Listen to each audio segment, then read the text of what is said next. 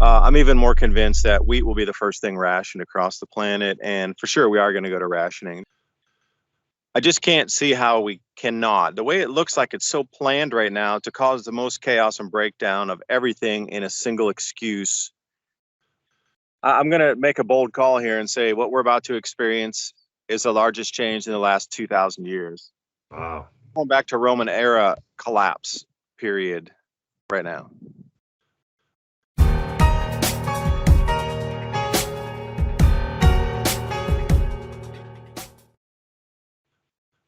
Special guest exclusive podcast right here on the TradCatKnight.org website, folks. Today is March the 4th, 2022. I hope you all are having a very wonderful, blessed day. As always, we continue to keep the programming moving along here at TradCatKnight, your number one Catholic podcast and information service. Podcast dumpster diving into all the latest modern madness. So get on over to Adapt 2030. He's going to help you understand what's really happening in the world, and he's going to help you get prepared for the massive changes coming here in the United States and really all over the place, for that matter, virtually everywhere. So I hope you're ready to go, man. Lay it all on us. How quickly food will become unaffordable. I don't know where you want to start. You want to start Russia, Ukraine, the economics behind that. You tell me where you want to start. Oh, the mechanism driving it all. You have to go to the base layers. When you look at sickness, the body's showing the outward signs, but then what's causing something out of balance in the body to, cause that imbalance that then manifests as what we call quote unquote sickness. It's the same thing. The sickness that we're seeing is this Russia, supply chain breakdown, hyperinflation, commodity super spike, all these things. That's the sickness. That's the cold, the flu that we're seeing. But what's really causing that dis-ease inside the body and throwing the balance out of kilter electrically, electromagnetically, spiritually? If we step back about 6 months, there was going to be a fertilizer shortage this year for planting and grow season in the Northern Hemisphere, enough that it would reduce global agriculture around 12%. That was anyway, in addition to what we've all just seen. By May, this would be the number one talking point. Mothers would have figured out they wouldn't have enough money or milk or food for their babies, and it would just be a panic buy situation and full chaos, supermarkets stripped every time they were refilled scenario. Because when you go and you explain that, well, there wasn't enough fertilizer or herbicides, so then the targeted plant would be corn, would be the most heavily affected because they have the most nitrogen uptake and the most weed mitigation between the rows, because grasses tend to grow in between the corn rows.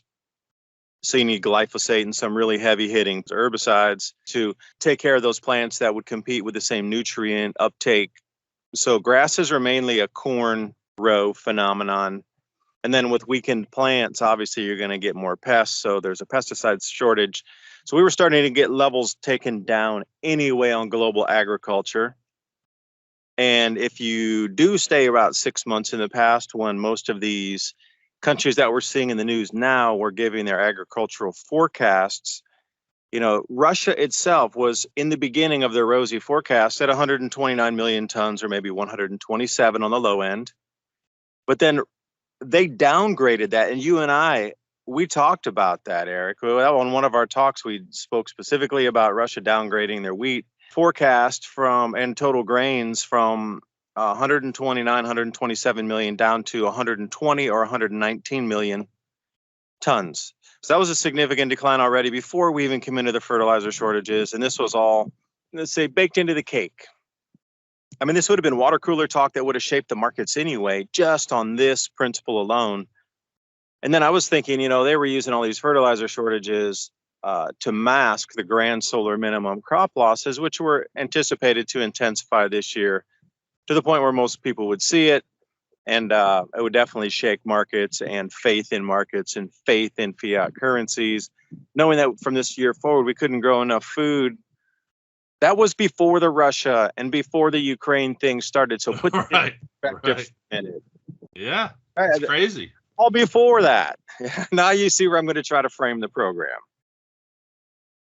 Yeah, so let's continue on, buddy. Keep on it, man. I mean, I know exactly the path you're going down, but just lay it all on us. Okay, so leave that as subset A of information flow. The herbicide and fertilizer shortages, we're going to knock at a bare minimum, 12% of global agriculture offline anyway.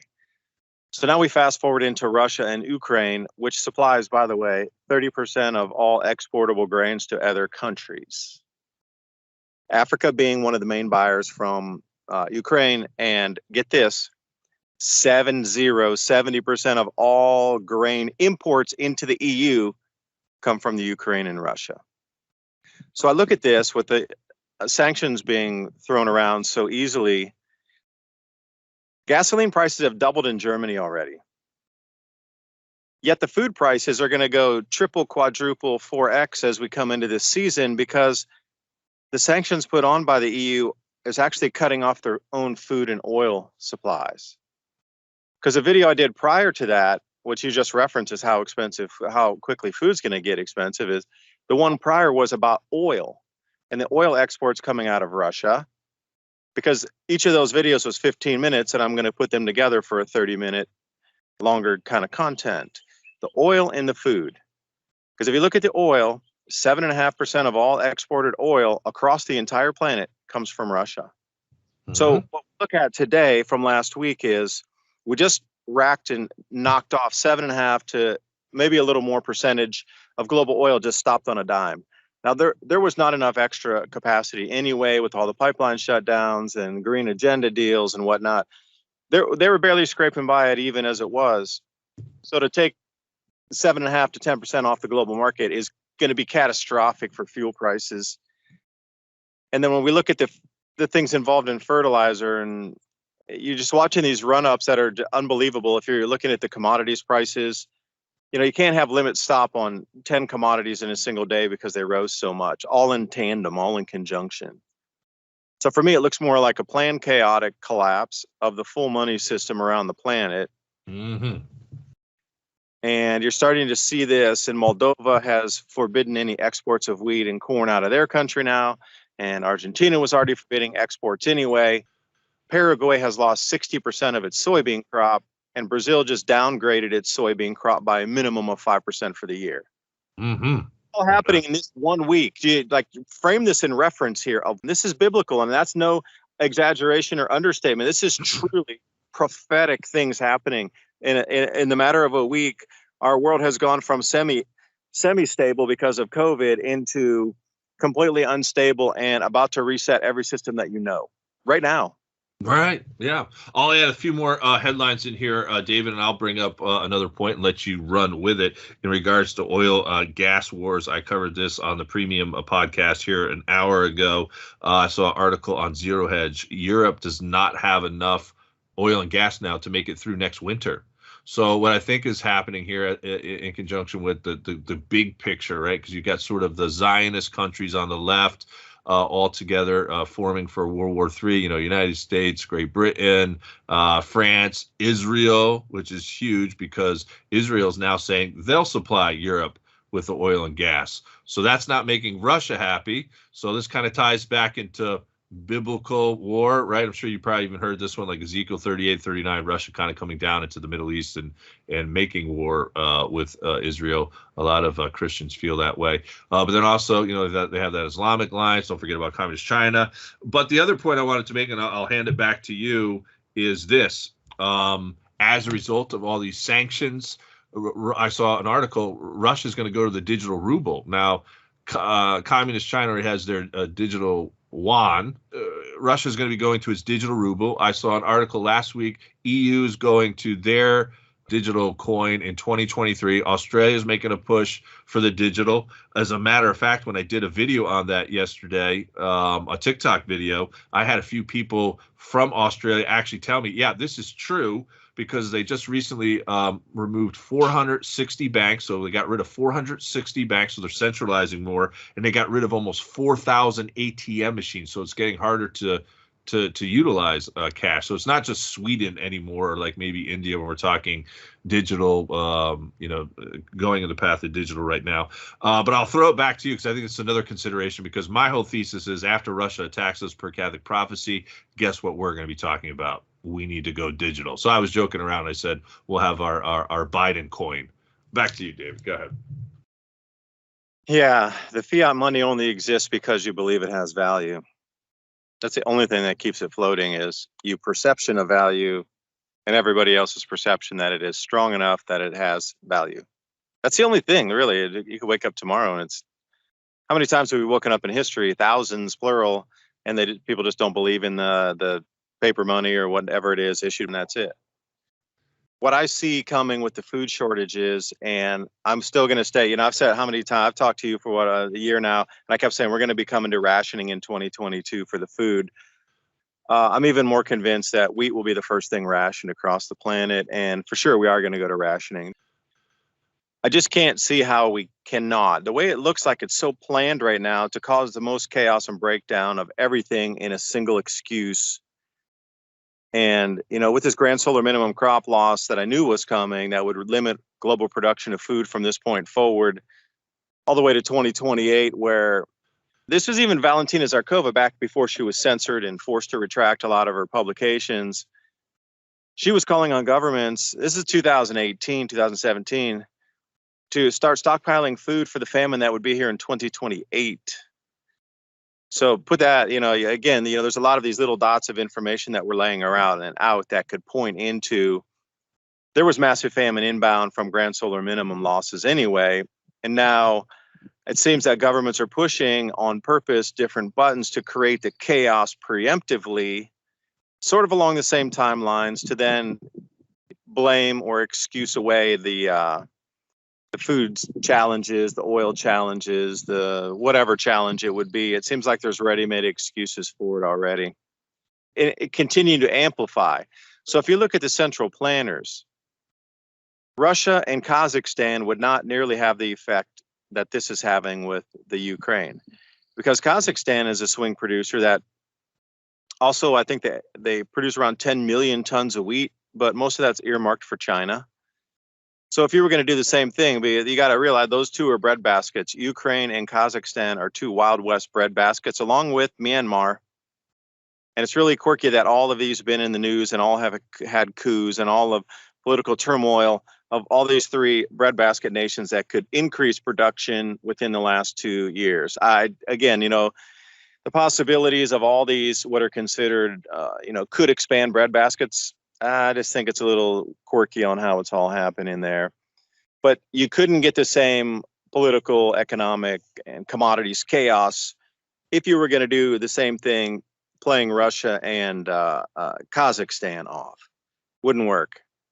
It's got to come in. It's got to be Ukraine and it's got to be Russia, because those two, like I say, 30% of all the grains. Now, here's the thing, though. That was the export totals of when there was good harvests and extra crops being grown. That 30% total was what Ukraine and Russia had exported to the world. Now, what we're seeing with the war here, their tilling should be going on right now. Because I look at the crop planting and harvest season, like you can go to the USDA and look up the calendar. So it's called like a crop calendar. So it'll show you, what months generally they're tilling, what months generally they're planting, when it comes into the harvest season, and when it's in mid-grow or like plant maturation time. So when we look, there should be tilling in Ukraine going on now in the southern and central regions, 0. So when you're looking at that going, all right, well, they're not even going to grow their base needs for themselves this year. So they themselves will need emergency imports of something. So I just don't see how there'll be enough food around to go around the world. And by the way, corn is in everything. Everything has a corn byproduct in it. What would you say you would be expecting? Let's kind of break it down by quarter, by spring. Is there anything sort of on your radar that most people who are in this space are perhaps missing? Some tidbits that we could kind of look for. Like if A happens, then B is about to happen, type of thing. I know you kind of alerted us to that Amazon situation in regards to their shipping policies or whatever. That it could be go time when Explain that again, just kind of rehash that sort of warning. But we're all ears. We're trying to all figure this out together, Dave, in regards to what we need to be doing, individually, as a family, as communities, so we could be as prepared as possible. And I don't think, and maybe you agree with me or maybe you don't, but I don't think any of us are going to be fully prepared. There's just so many variables, you know what I mean? Between weather, between economics, laws. I mean, it's a lot. I talked to a few people around my circle because the information I have, others want to talk about it too. So I have conversations with interesting people that are much higher up than myself. I mean, so far up that, they're up in the stratosphere business wise above. So one of the conversations a while back was that when Amazon starts charging for all deliveries, that is one of the key indicators that it's about to collapse. Because at the point of something, and it fits right in with what we're seeing now, is fuel's going to get so expensive and so unattainable for most that the drivers or even deliveries are going to have to be reworked and retooled. They're going to get so costly. So when Amazon does say there's no more free shipping, you're going to have to pay for everything because we just can't afford the fuel costs, and this free shipping model doesn't work anymore inside our own whatever algorithm they use to determine, how they're going to break even on the cost or return policies, that sort of thing. That was an indicator. And also I had a real good conversation a couple days ago with some high-level grain traders, and they were getting emails telling them to buy at any price and do not play game of chicken, any offer, take it at any price to get in your hand because it's going to become unavailable. Now, these when I say these are some of the largest traders in America, I really mean that. They go by rail like millions of tons a year. And their group was told, get it at any price. And when farmers are going to be growing for them in the season, there's going to be changes because of fertilizer shortages, of input costs and fuel costs to run on the fields. And again, they were told, don't play Russian roulette. You pay the farmer anything they want. If there's price increases as they move through the growth season, you pay it. You do not ask, you get it. You pay anything that's asked, because for them, getting the supply to continue with their operations of having the grain gives them the up, because then they can produce the protein to have a market to sell something that's going to be so vastly more expensive and valuable than it is today. But they need the input to have that last commodity coming out of it. Protein is going to become valuable. I'll leave it there.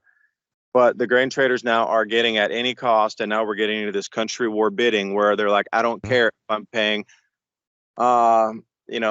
6 cents a bushel over, 10 cents, 15 cents a bushel over. Don't care. If you're going to run it by the ton, I don't care if it costs me an extra $50 or $100. I'll take it. Get it to me. That's where we're today. But when it's not going to be grown, see, this is the indicator. When you can't literally provide it at any cost, this is when we're going to see some significant problems.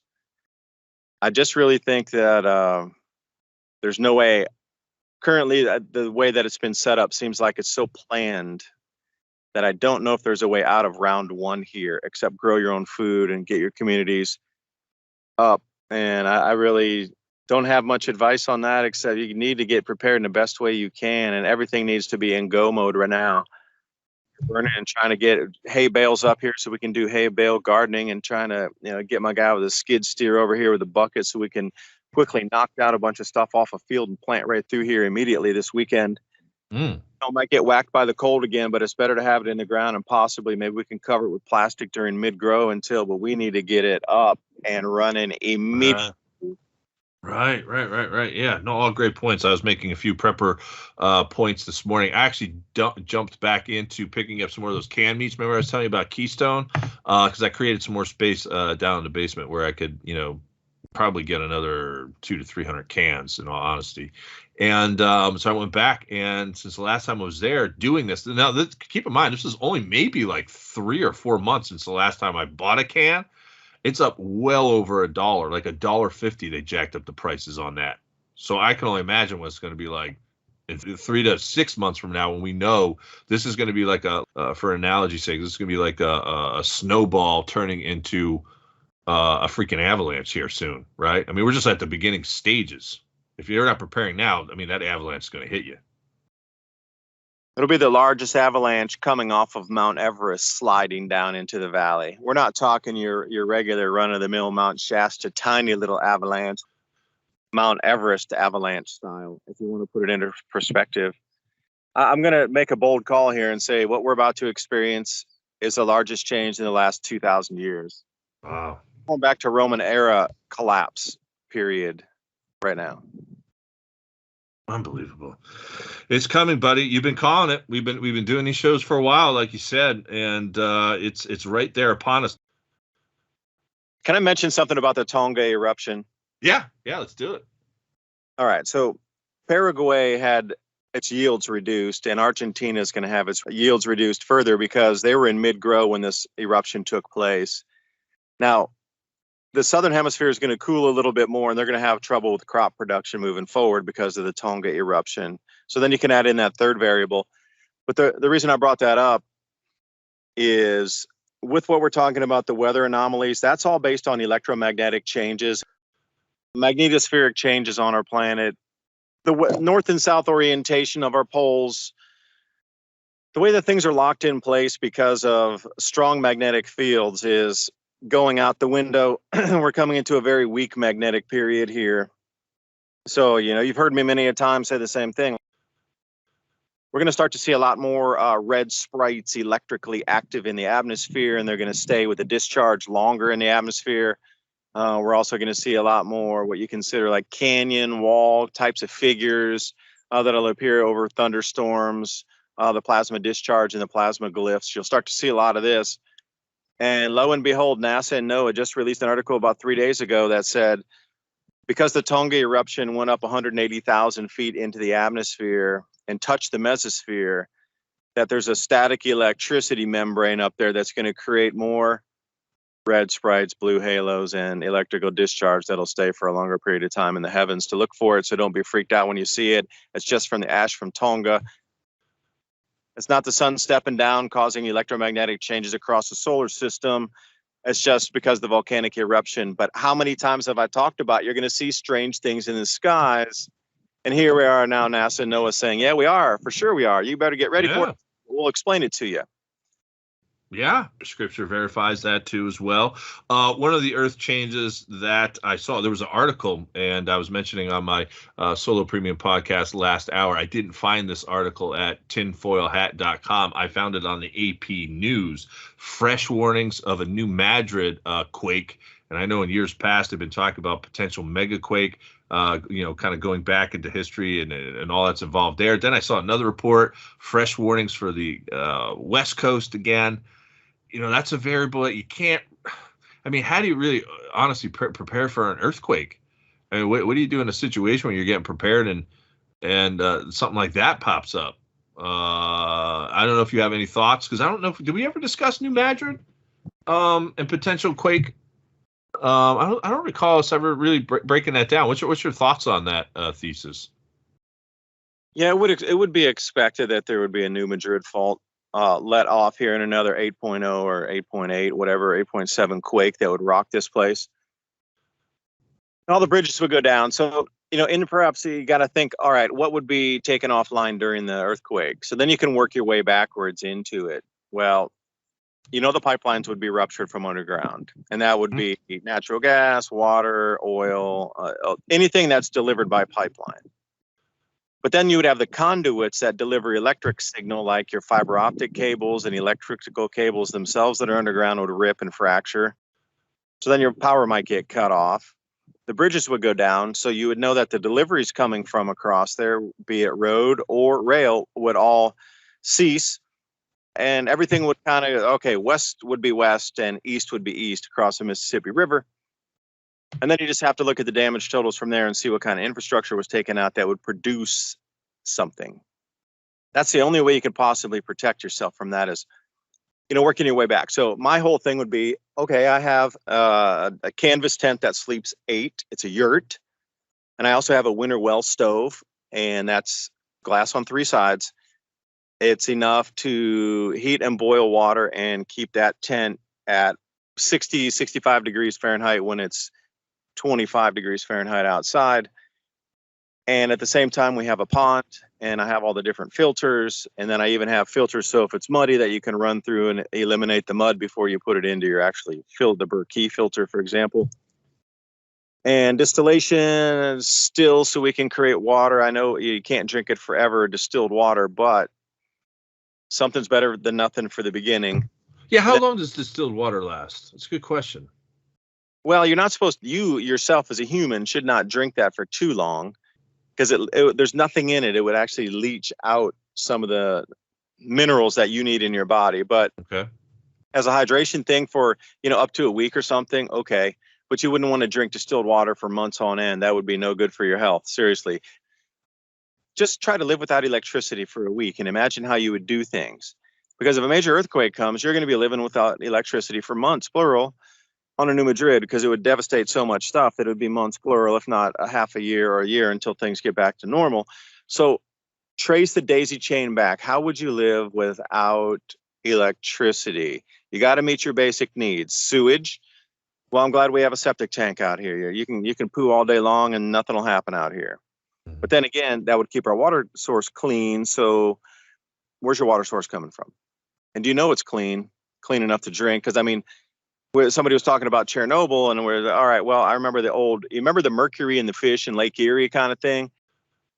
Do you know how safe your water source is and your protein source if you're going to get catfish or perch or bluegill or whatever out of your pond? Are there going to be any metals in it? Is water contaminated where the fish from? Or any of the psychotropic drugs? They're finding like psychotropic drugs in rivers and and water supplies. So we are expecting a blackout. There's been a lot of inside whistleblowers saying that there is a blackout coming. It could be anywhere from a couple of days to a couple months. There was one Catholic theology professor, history professor out in Spain who gave a talk back in late 2021 saying he had high Russian and American intel on what was going to happen basically the next 6 months. And this was the first thing that he mentioned, and some of which he talked about has already happened. He said it would go on for months. So you were just mentioning like, okay, what if the power went down even for like a weekend? I mean, how many Americans would probably jump off a bridge if they didn't have their phones or computers for a weekend, let alone 2 months? I'm not saying it's going to happen, but my point is it ties into the dark winter exercise where they do want to take down our power grid supply for sure. And this is why they've been doing events like Operation Dark Sky a couple years ago up in Wisconsin. They are preparing for it.